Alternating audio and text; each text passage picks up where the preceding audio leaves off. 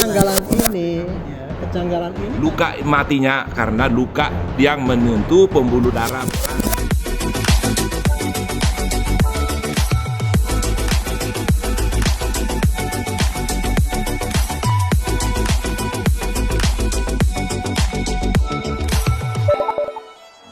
Bayu, koreksi kamera sedikit, Bay. Tolong di tilt down kameranya Bu Roslin. Oh, Ibu Roslin, tolong sampaikan ke rekan saya dong, Bu. Minta kameranya diturunin sedikit ke bawah. Sedikit, oke, aman? Oke, sekarang kita lagi di Kombrik, session Kombrik. Saya sudah bersama Pak Arianto, Irjen Pol Purnawirawan. Ini adalah penasihat ahli Kapolri. Pak Ari, boleh sedikit ya Pak ya? Nggak pakai itu nggak apa-apa Pak. Gini, Pak. Pak, kalau forensik dari pihak kepolisian perluannya apa sih Pak? Untuk menyelidiki otopsi itu apa yang dibutuhkan oleh seorang penyidik? Kalau di dalam satu kasus ya, kasus pidana ada orang yang luka atau orang meninggal, itu mesti kita minta keterangan dari dokter forensik. Karena dokter itulah yang bisa menerangkan tentang luka itu atau penyebab meninggalnya orang itu. Jadi kalau orang meninggal, biasanya kita minta kepada dokter untuk diperiksa apa yang luka dan kemudian apa-apa saja mengenai keterangan mayat itu. Yang kita harapkan adalah untuk kita mendapatkan keterangan yang jelas gitu ya, mengenai ini luka kan apa sebabnya, kemudian kira-kira oleh apa, dan kemudian kalau orang meninggal kita ingin mengetahui kurang lebih meninggalnya kapan gitu. Itu waktu meninggalnya bisa ketahuan ya Pak ya? Kalau dilihat dari mayat, kalau dokter forensik bisa melihat itu. Mungkin dalam bisa, waktu berapa lama itu biasanya? Dokter yang bisa menentukan. Ya gitu. Dan kita juga minta keterangan nanti kira-kira meninggalnya kenapa. Karena nanti akan kita kaitkan dengan keterangan yang kita butuhkan dari mayat itu.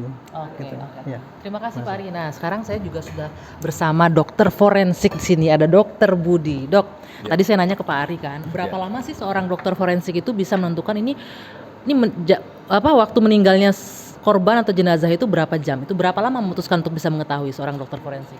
Ya, tentunya ada parameter-parameter yang kita periksa dan cari pada korban itu. Berdasarkan parameter itu kita bisa memperkirakan. Jadi yang diberikan adalah kurun waktu. Kurun waktu. Ini masih panjang sebenarnya, tapi karena kombriknya tinggal 1 menit, kita lanjutkan nanti di kombrik selanjutnya. Rangkaian ini Mbak Anggi, rangkaian TKP, pemeriksaan TKP yang baik, gambaran TKP yang baik, posisi korban di TKP yang baik, sebelum dipindahkan itu harus ada. Ya. Selanjutnya Mayat namanya. gambaran TKP-nya. Itu biasa langsung difoto kan sama penyidik ya? Jadi posisi jasad seperti di mana dan selanjutnya kan semua dicatat ada nomor-nomornya. Jadi kejanggal itu Dok, karena ketika itu ya Pak ya, ketika kejadian nggak langsung di polis lain kan 3 hari loh itu dan tidak. Berarti siapapun bisa masuk kan, bisa jadi crime scene-nya itu bisa jadi perubahan. Dan itu harus dilakukan dengan baik. Baru dipindahkan ke instalasi forensik. Ya memang harusnya kalau olah TKP itu ya harusnya begitu olah TKP itu ya, nomor 1 begitu datang tutup dulu. Iya. Supaya orang lain tidak boleh masuk, orang lain nggak bisa ganggu, yang selain penyidik nggak bisa ngambil barang-barang bukti yang ada di situ. Dan posisi barang bukti nggak akan berubah ya Pak? Berubah. Pokoknya lokasi itu TKP itu mayat itu harus di situ difoto, kemudian dipakai Nah pertanyaannya itu dilakukan atau tidak Pak? Ya saya tidak tahu kan, polisi nggak ngomong. Itu yang jadi masalahnya itu kan. Dan itu kan nggak dikasih polis line kan ketika 3 hari itu kan ini tanpa ya polis kejanggalan ini karena memang satu ya, orang tanda tanya dulu olah TKP-nya pertama bagaimana, itu kira-kira. Olah TKP-nya bagaimana gitu. Kan tidak dijelaskan. Betul. Gitu. Kemudian bagaimana itu pengiriman forensiknya ke sana kedokteran itu dulu gimana pengirimnya?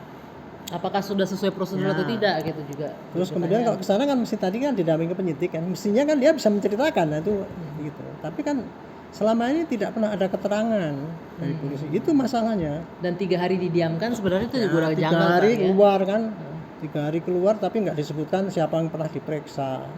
Siapa tersangkanya, ini barang bukti yang kami kumpulkan. Idealnya itu kayak gitu harusnya kalau itu diumumkan ya, press release seperti kalau yang lain-lain itu orang nggak tanda tanya. Oh, Di memang sudah ini. internal Polri sendiri kira-kira gimana tuh Pak dengan penanganan seperti itu? Makanya dibikin tim khusus itu kan. Oke. Tim khusus itu kan untuk ngecek apakah yang pertama itu beres apa enggak kira-kira kerjaan gitu. Kira-kira Oke. gitu. Oke, kita lanjutkan Kombrik berikutnya. Komnas HAM tadi ya bahwa jam 17 masih ada ya, terlihat ya? Jam 16 tadi ya katanya ya. Masih terlihat ya, masih komunikasi dengan keluarga. Oke. Jadi Pak Ari kalau Anda lihat ini masalah penanganan dan komunikasi publik kayaknya Pak yang juga Ya, jadi jadi- problem di sini.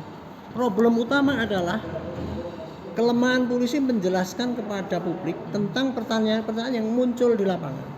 Selalu dijawab dengan ini rahasia penyidikan. Gitu. Itu pemahaman yang keliru itu. Harusnya tuh jawab apa yang bisa disampaikan. Kalau yang mau dikip ya Kalau dikip yang mau ya. dikit. Jangan ini nggak bisa. Contoh misalkan ya, kalau kita ngomong ya, saya sudah meriksa 10 saksi. Ini barang buktinya, ini. Apa sih yang itu mengganggu penyidikan? Tidak mengganggu itu ya Contoh harusnya. Komnas HAM. Komnas HAM itu nyeritakan kan detail. Ini rekaman ini loh, gini. Padahal dulu pengacaranya kan menuduh ini di TKP-nya dari Magelang ke Magelang, Jakarta. gitu kan. Tapi kemudian ada potongan-potongan video itu dan dia Brigjen itu masih Brigadir Brigadir J itu masih hidup sana. Iya. Kalau itu dipaparkan saja kan Dari awal ya. publik bisa jawab Iya, sendiri iya, bahwa iya, apa yang disampaikan itu nggak benar. Itu menolong polisi untuk mengurangi pertanyaan itu. Ini yang sayang tidak dikerjakan oleh polisi. Itu Komnas HAM itu menyeritakan Detail. detail itu. Itu dari barang bukti yang disita oleh polisi loh, bukan Padahal Komnas polisi HAM. pegang itu ya. Lah polisi pegang gitu kok nggak mau ngomong. Saya pikir ini aduh sayang itu kan senjata bagus ya untuk mematahkan Iya, argumentasinya asumsi Pak. publik. Argumentasinya Pak Ya. Palmer bahwa harus TKP-nya dari sana sini. Dengan adanya rekaman itu kan sudah terpatahkan itu. Bang Palmer, tapi Anda yakin itu video CCTV-nya asli? Selalu saja ada kemungkinan distorsi di tengah jalan ya. Selalu saja ada kemungkinan distorsi di tengah jalan. Maka menilai satu peristiwa pidana itu harus komprehensif. Jadi makanya tidak cukup dengan tes DNA atau hasil forensik peluru. Itu kan satu sektor. Katakanlah luka matinya karena luka yang menyentuh pembuluh darah besar misalnya gitu. Yang masuk itu adalah peluru kaliber 38. Jenis senjatanya pun disebut itu. Apakah dia revolver, atau dia Glock atau yang lain gitu. Nah, itu semuanya harus menjadi. Nah, apakah ada distorsi di dalam ini? Nah, di situ kan sudah banyak pakar polisi kita itu jago kok. Nggak tahu kenapa ini kali jeblok gitu loh. Apa jago nutupin juga nggak?